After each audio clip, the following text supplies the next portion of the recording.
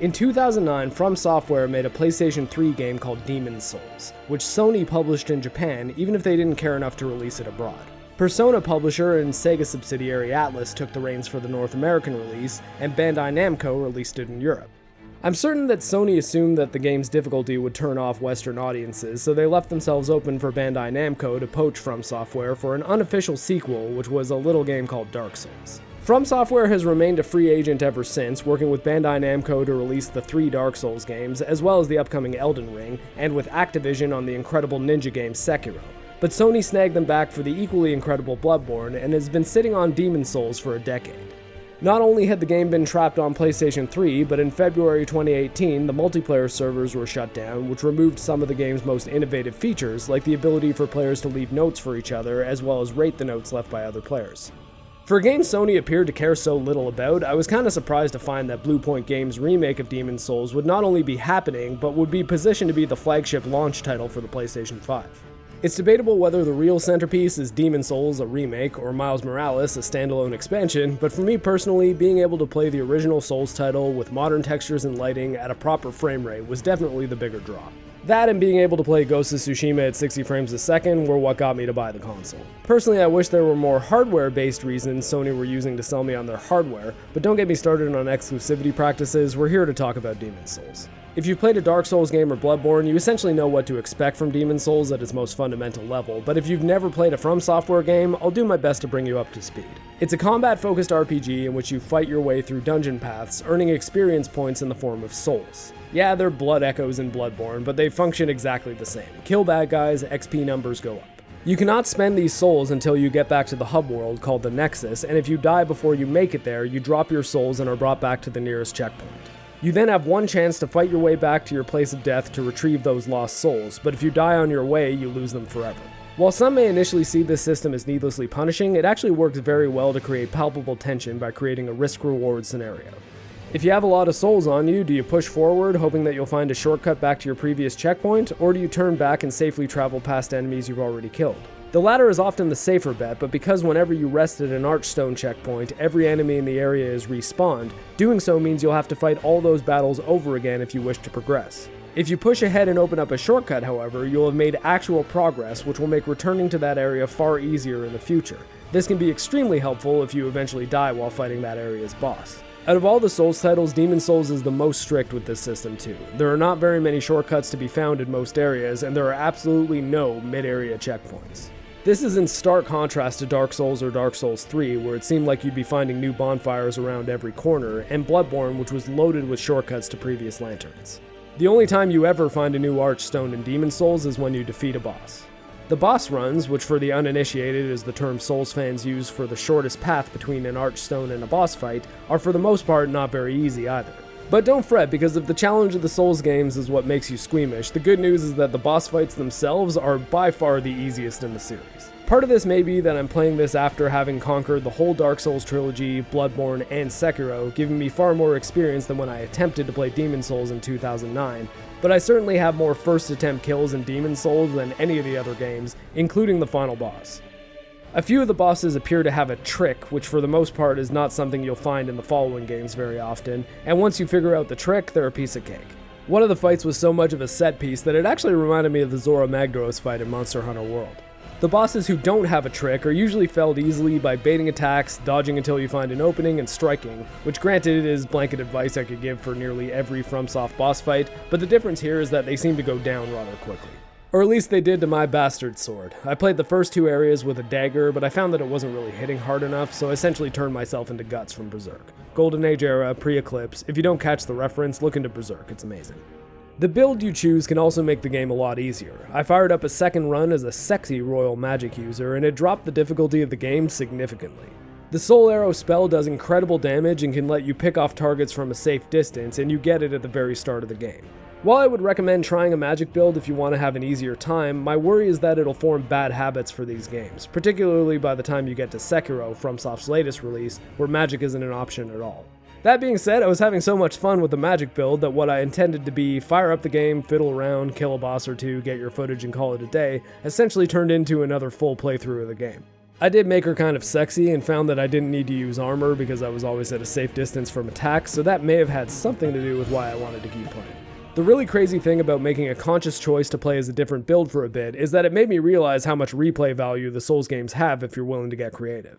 You'll likely settle into the character build you find most comfortable for your first run, but the potential diversity that all the different stats, weapons, and spells offer is pretty incredible. Regardless of your playstyle, the important gameplay fundamentals to keep in mind are that all animations are fixed and can only be cancelled by suffering staggering damage. The downside to this is that if you're in the middle of a slow attack and notice an enemy is going to throw a faster attack at you, you're going to get hit. There is no defense. The upside is that all enemy attacks play by the same rules. So while the first encounter with any given enemy may involve a bit of guesswork to learn which of their attacks should be blocked, parried, or dodged, all enemy attacks are learnable. Once you've learned the enemy attacks and are aware of the preparatory animations for each one, you'll have the knowledge you need to defeat them. From there, it's just a matter of being patient enough to execute a successful attempt. This is the fundamental design concept which makes the Get Good meme possible. No matter how rough the first few hours of the game are, or how impossible the game seems, if you stick with it, think about why each death occurred, and try to avoid repeating mistakes, then after some time you'll find that you have gotten quite good indeed. As I personally recommend pursuing the quest to get good while cutting as few corners as possible, because it will not only give you the most rewarding experience, but will also give you the skills you need to play essentially any other game in this genre, you do have another easy mode option, summoning another player for help. I did this one time during my playthrough in order to test the mechanic, and it broke the entire section of the game for me. While the difficulty does apparently scale when you have more friendly characters in the game, I didn't notice any spike at all, and certainly not one which balanced out the change to enemy aggro. The fact that there is even one more friendly target in play gives you so much more time where the boss isn't paying attention to you, giving you the opportunity to heal or just wail away at the boss's back. That being said, if there's one particular dungeon or boss giving you tons of trouble, at least you have an option available to you. You can also be invaded by players against your will while playing online, and these encounters are usually pretty interesting, but it's a bit of a dice roll as to whether you'll be dealing with a person who's going to one-hit kill you with a spell, or someone who you can go all Rorschach on. None of you seem to understand. I'm not locked in here with you. That's it! You're locked in here with me! It feels amazing when you win one of these encounters, but it's a real kick in the balls if you get killed by a human player toward the end of a dungeon you've been slowly working your way through. You can avoid these encounters entirely by playing in offline mode, but then you also sacrifice the incredibly helpful notes which are left by other players. Those babies saved my life a few times, definitely more often than I was ever killed by enemy player phantoms. Like all of the other FromSoft games, with the possible exception of Sekiro, the story in Demon's Souls exists primarily in the background. When the game begins, you're treated to a stunning CGI lore dump, and you get another one after you defeat the Phalanx boss and unlock the ability to level up. They set up the world and tell you about the massive demon called the Old One, who has infested the kingdom of Boletaria with other demons due to the king's use of soul art magic. Your goal is to travel between the 5 realms of the kingdom and kill demons until you've gained the power necessary to challenge the king, and in defeating him, seal the Old One away again. There is a lot of lore to be found in the item descriptions and on VatiVidya's channel, but while playing the game, the focus is squarely on the gameplay. Luckily, the gameplay is very, very good. Bluepoint made the great decision to redo all the weapon animations, but also keep the frame data identical to the original game, so while it looks a lot nicer, this is a very faithful remake. Skills which you learn while playing this version can be directly applied to the original PS3 game and vice versa. While that may make the game feel dated to some, and even I was a bit weirded out by there being no plunging attack, I'm happy that the remake preserved the feel of the original game. I'm even happy some of the mechanics I dislike made it to this version unchanged, such as losing half of your health when in soul form, effectively requiring that you have the Cling Ring equipped for most of the game, which is an item that allows you to keep 75% of your health instead, because that's the vision Miyazaki had for this game. The only tweak which I think has decreased the actual difficulty of the game is the omnidirectional rolling, but being able to roll specifically where you want to makes the game feel a lot better to play. There are definitely a few quality of life changes which would have been nice, but ultimately if they started adding in more archstones, removing the health penalty, allowing you to sell items for souls, or other concessions to modernity, it would be a slippery slope to having an easy mode, which I am hardline in arguing that From Software games should never have. And that's not an elitist thing, it's that the balanced challenge of these games is inherent to their genre. It's absolutely core to the identity of what these games are. Adding an easy mode to Demon's Souls in order to have it appeal to casual players is the same thing as adding guns to the cars in Forza Horizon in order to appeal to people who only play shooters. It would fundamentally change the type of game that it is. You could do it, but it's sort of no longer a racing game at that point. As I said earlier though, magic builds and summoning are what you want to do if you're nervous about the challenge, and I can essentially guarantee that if you persevere and learn, you'll be able to get through this game if you actually want to.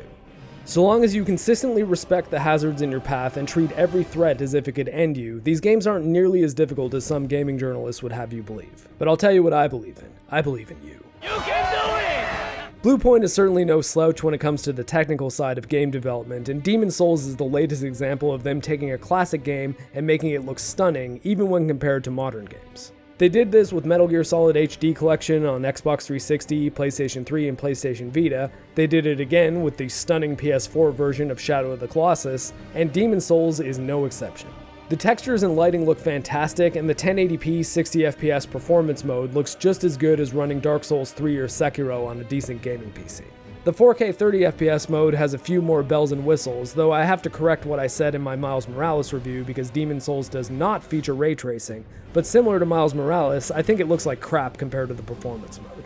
I'd honestly take the original PS3 game's visuals at the performance mode's frame rate over the fidelity mode, which looks like you're trying to play the game while doing video editing and playing Doom Eternal on the same system. In the fidelity mode, the PlayStation 5 looks like it's dying and it makes me sad. Play in performance mode, trust me, 1080p 60 beats 4K 30 every time. From an artistic standpoint, Bluepoint added some of their own little flourishes too, like the floor at the center of the Nexus being ankle-deep animating water instead of what used to just look like a sheet of glass.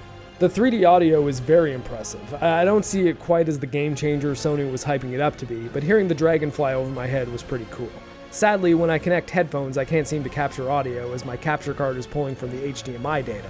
This isn't really the game's problem, just a capturing console footage issue, but it did result in me playing through my monitor's speakers primarily, so I may just have not gotten enough time with the 3D audio to fully appreciate it. So Sony, if you could add a mirror audio option in the PS5 settings...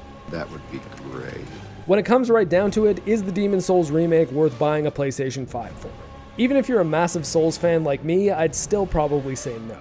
It's good, an incredibly faithful adaptation of the game which kicked off an entire genre, but it's far from being the best in the series. It feels a lot like a proof of concept or a first draft that Miyazaki and From Software would build from and create Dark Souls, which nails almost every one of the best aspects of this game better than this game does. And with that said, if you're not a huge Souls fan but are interested in this game, you can get Dark Souls, a better game, on everything from Steam to Nintendo Switch. So spending $500 on a console and $70 on this game would absolutely not be the move for new players. Just play Dark Souls on whatever platform you own right now.